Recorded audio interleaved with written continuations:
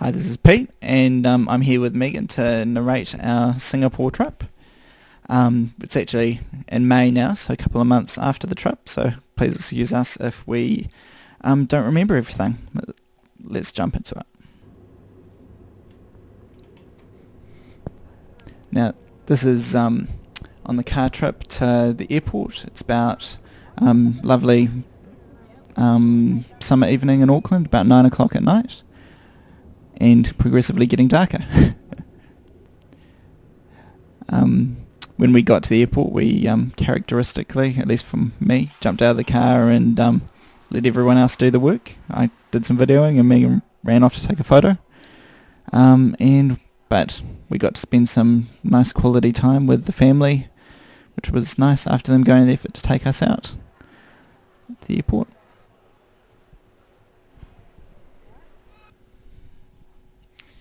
This was the business class lounge, which was very nice. Very fortunate to be there. It's our plane.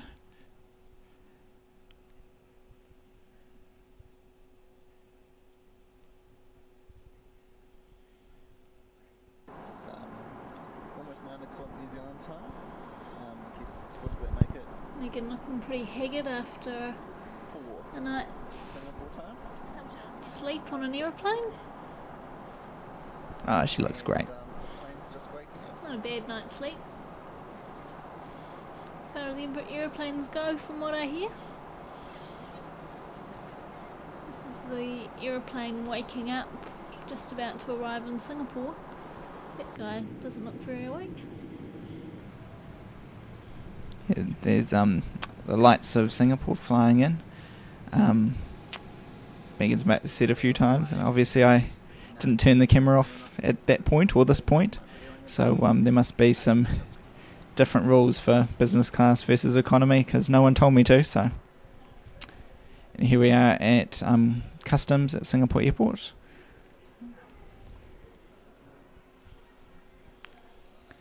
Nice clean airport.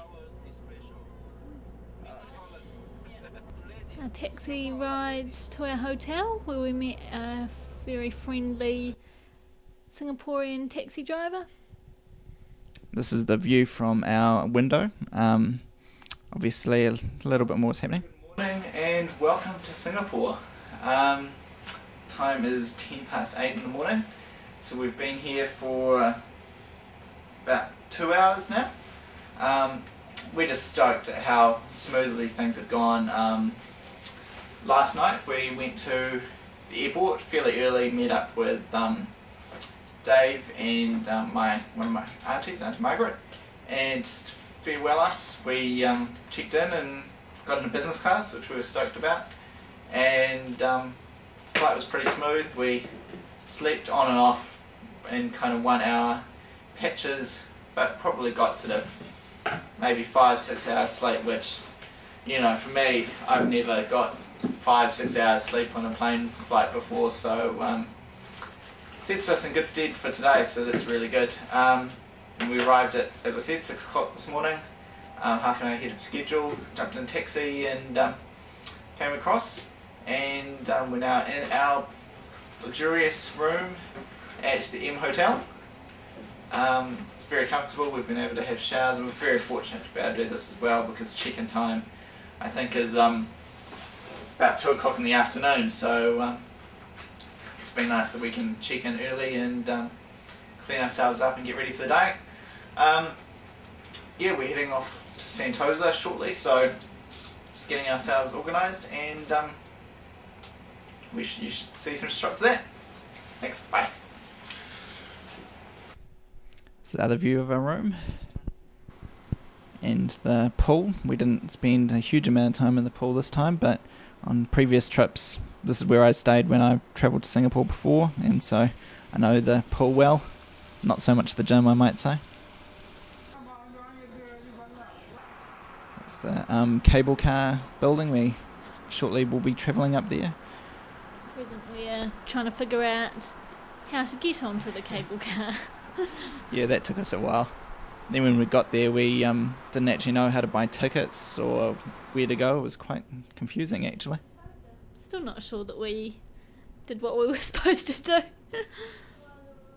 Oh, they must be going out to Mount Faber. So this is us on the cable car.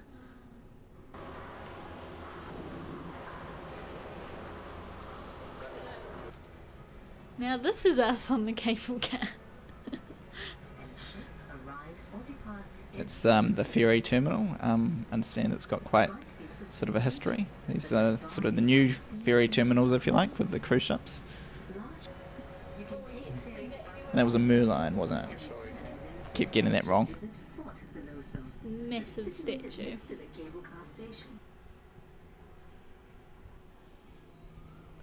So, I think we were just starting to feel the effects of being slightly tired and jet lagged by this point, as we might just see from...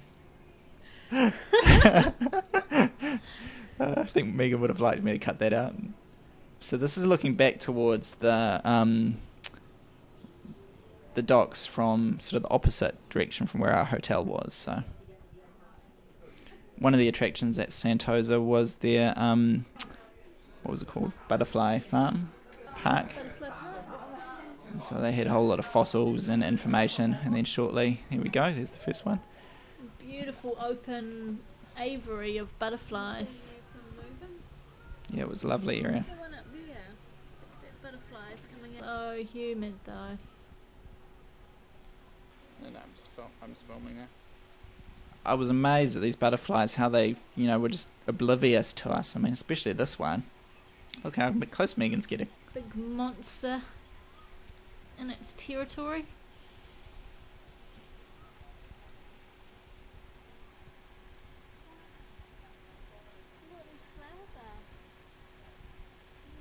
It's beautiful though. It was even matching the flower. They're a bit of an unusual looking wet hibiscus flower, but there might be some sort of variant. Still in the butterfly park.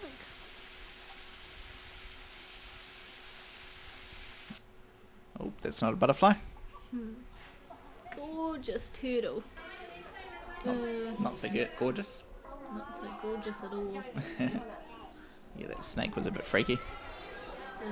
Okay, so we're now at another attraction at the underwater world. And this is like a little shark and stingray petting pool. We were a bit afraid. Others there. So this is just like a big Kelly Tarleton's, if you like, tube with all the fish around you. But it was very much better than sort of Kelly Tarleton's. So lots more fish and various things. So we just loved it. I think we went round the loop about 10 times. Amazing sea animals that, well, I'd certainly never seen before. I guess it's quite tropical. These giant crabs were cool. In their natural environment with people taking photos of them every 3 seconds. Oh, and these were great. These seahorses that just looked like bits of floating seaweed.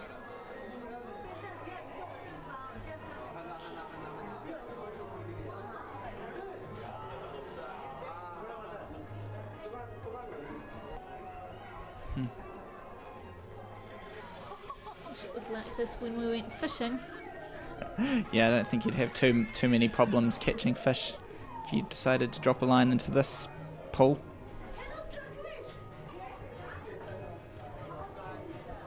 Might still catch sharks and stingrays though.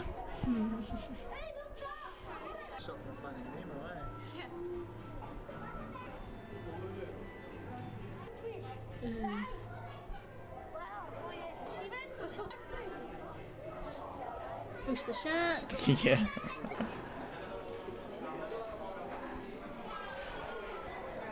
And jellyfish.